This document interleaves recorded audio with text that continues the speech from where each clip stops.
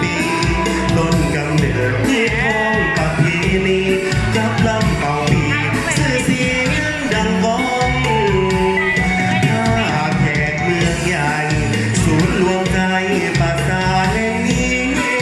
เดือนสามเพลงสลองกันทุกปีนมัสการเจ้าสิโอตะบองทำป่าฟ้าดังแอ่นลำยำแน่นถึงแสงแดดส่องเสบังไฟเมืองใสบัวทองพ่อแม่พี่น้องทุกคนขยันแดนวีลาสอนคนใจกล้าจนเป็นตำนาน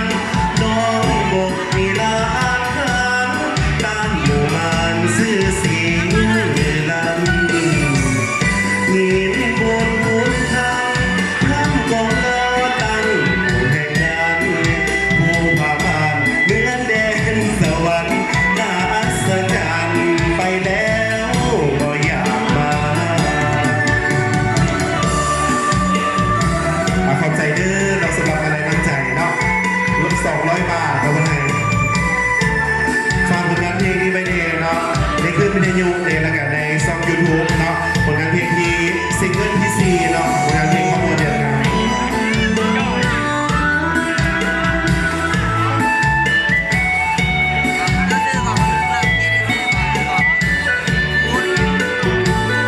ถ้า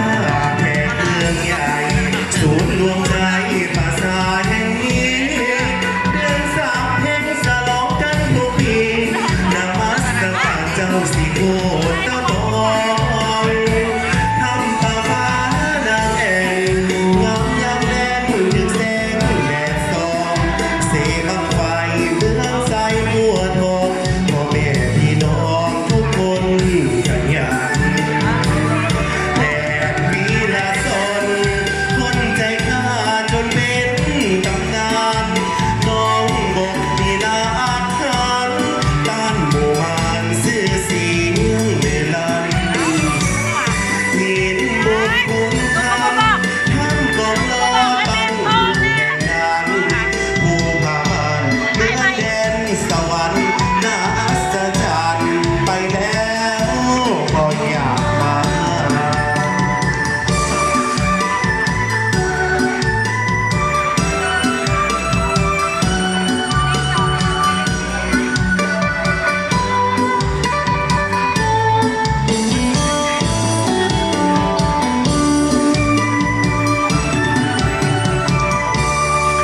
เราขอขอบใจหลายๆนิดนึงเนาะสำหรับเรื่องเพลงเนาะ